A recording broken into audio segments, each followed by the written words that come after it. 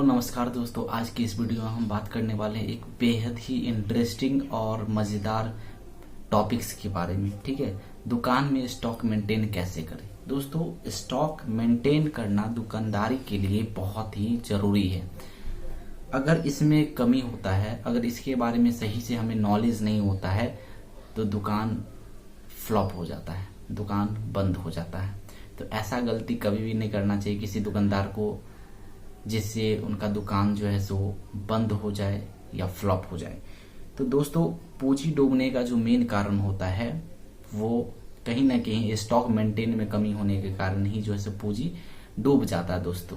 तो आज हम इनके बारे में डिटेल में चर्चा करने वाले हैं। स्टॉक मेंटेन कैसे करना चाहिए किसी भी दुकानदार को, आप चाहे किसी भी टाइप की दुकान कर रहे हो, शॉप चला रहे हो, तो आपको ये वीडियो जरूर देखना चाहिए, ताकि आपको अगर स्टॉक मेंटेन में दिक्कत आ रहा है तो वो क्लियर कट आपका हो जाएगा। तो निम्न तरीके हो सकते हैं स्टॉक मेंटेन करने के। तो सबसे पहले स्टार्ट करने से पहले कुछ हम बातों को बता देना चाहते हैं। जैसे दोस्तों, इस बार गर्मी में, अभी जो गर्मी चल रहा है, इसमें नाइसिल पाउडर का मार्केट में स्कार्सिटी हो गया। इसका पीछे क्या था? तो इसका साइड इफेक्ट ये हुआ कि मार्केट में जो है इसका प्राइस जो है बहुत ही ज्यादा जो है हो गया। ठीक है, 130 MRP वाला जो अभी नाइसिल का पाउडर चल रहा है वो पहले जितना में मिलता था उससे 10-15 रुपया ज्यादा में रिटेलर होलसेल से खरीद रहा, और होलसेल भी कहीं ना कहीं कंपनी से खरीदता होगा तो ज्यादा ही में, क्योंकि यहाँ पे अचानक से एक स्कार्सिटी जो है सो नाइसिल को लेकर जो है सो मार्केट में बन गया है।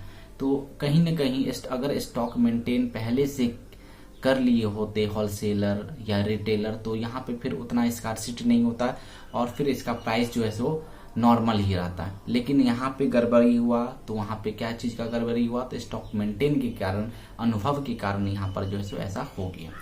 तो बहुत सारा गलती जो है सो हमारे दुकान में अगर होता है तो उसका मेन रीजन अगर हम देखें तो वो स्टॉक मेंटेन में गड़बड़ी के कारण ही होता है। तो चलिए हम शुरुआत से ही जानकारी इसका लेते हैं। तो देखिए, निम्न तरीके हो सकते हैं स्टॉक मेंटेन आप अपने दुकान में कैसे करते हैं, सामान का जानकारी आप कैसे रखते हैं। तो देखिए, एक होता है सॉफ्टवेयर मशीन, POS सिस्टम आप अपने दुकान में लगा सकते हैं।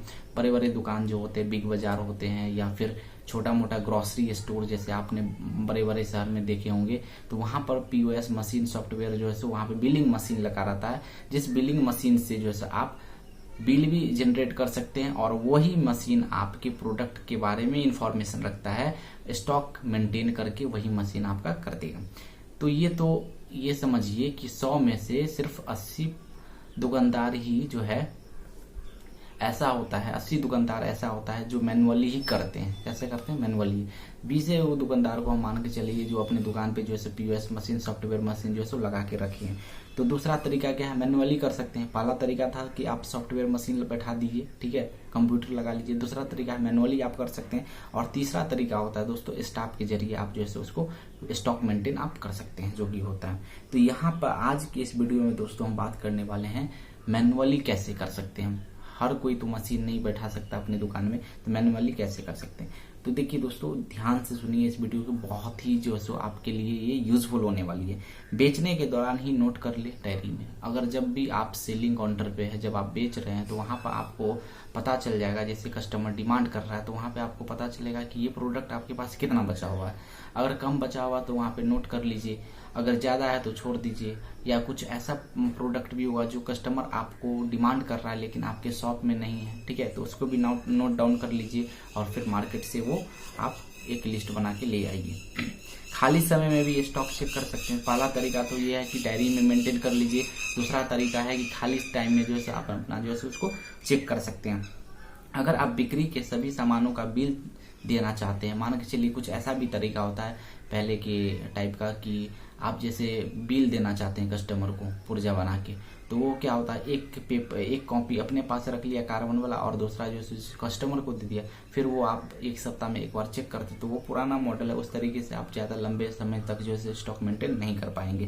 तो ये उतना कारगर नहीं है। बड़े बड़े दुकान जो होता है वो कैसे करता है, तो स्टाफ को बोल देता है कि जाइए गोदाम में और अपना जो है पूरा स्टॉक जो है लिख करके लाइए। फिर लिख करके लाता है तो वहां पे पता चलता है कि अगर जो चीज कम रहा था वो उसका ऑर्डर दे दिया जाता है। Stock maintain directly proportion to grow of any business. अगर कोई बिजनेस ग्रो करता है तो उसके पीछे जो है स्टॉक का मेंटेन होना ये बहुत जरूरी है। अगर हम सही से स्टॉक मेंटेन नहीं करते हैं तो हमारा पैसा जो है सो गलत प्रोडक्ट में जो है गलत समय पे फंस जाता है और वहां पे कैश फ्लो में दिक्कत आ जाता है और बिजनेस वहां पे रन नहीं कर पाता है अच्छे से।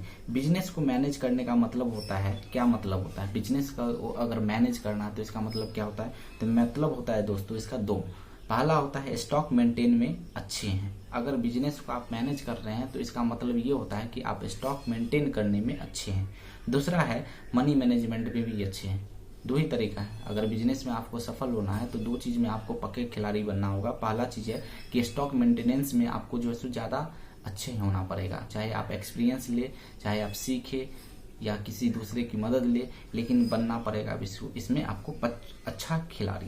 दूसरा है कि मनी मैनेजमेंट का जो सिस्टम होता है उसमें भी आपको जो है अच्छा खासा नॉलेज रखना पड़ेगा, धीरे धीरे सीखना पड़ेगा आपको। स्टॉक मेंटेन अच्छे से नहीं किए तो पूंजी दूसरे प्रोडक्ट में फंस जाएगा। ये तो मैं पहले ही आपको बता दिया कि अगर स्टॉक अच्छे से मेंटेन नहीं करेंगे तो पैसा जो है से कहीं में फंस जाएगा। आज जो सामान बिकना था उसमें पैसा नहीं, उसके लिए पैसा ही नहीं बचेगा जो हम लगा पाएंगे।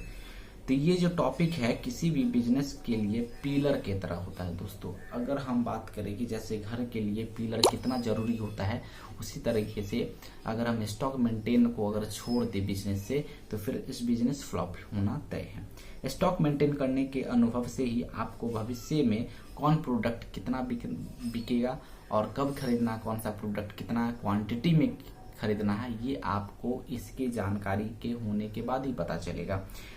ठीक है, तो जैसे अभी आप देख सकते हैं बहुत सारा ऐसा प्रोडक्ट होता है जो अचानक से हमारे पास खत्म होता है और जब लेने के लिए जाते हैं मार्केट में तो पता चलता है इसका रेट तो इतना हो गया। तो ये चीज हमको कब पता चलता है? स्टॉक मेंटेन के बारे में अगर हमको पता चलता है कि ये भैया ये अभी ज्यादा बिक रहा है, ये खत्म हो गया, तो हम उस चीज को ज्यादा खरीद लेते पहले से, और खरीद लेते तो अच्छे दामों में हम बेच पाते जब इसका प्राइस हाई होता तो इसलिए हम दोस्तों बोल रहे हैं आप लोगों को कि दो तरीके में आप अच्छे बनिए, एक स्टॉक मेंटेन करने में और दूसरा मनी को मैनेजमेंट करने में। तो ये टॉपिक जो है दोस्तों यूट्यूब पे अभी भी कहीं नहीं मिलेगा ये वीडियो आपको।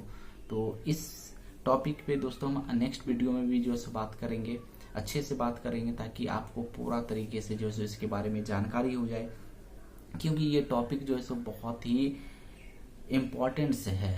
पॉइंट ऑफ व्यू, अगर बिजनेस पॉइंट ऑफ व्यू से अगर हम बात करें तो आप स्टाफ के थ्रू भी करवा सकते हैं अगर आपके पास स्टाफ है तो। अगर स्टाफ नहीं है तो आप मैनुअली कर लीजिए, नोट डाउन कर लीजिए, बेचने के टाइम में डायरी में मेंटेन कर लीजिए, या फिर खाली टाइम आपके पास बचता है संडे को, सैटरडे को, या जब कभी भी आप खाली बैठते हैं वहां पे एक बार स्टॉक चेक कर लीजिए, पुर्जा बनाइए और फिर देखिए जो सामान ज्यादा बिक रहा है वो ज्यादा क्वांटिटी में आप खरीद करके रख लीजिए, ताकि आप अगर फ्यूचर में अगर उसका प्राइस बढ़ता है तो आप उसका मजा ले सकते हैं। Thank you.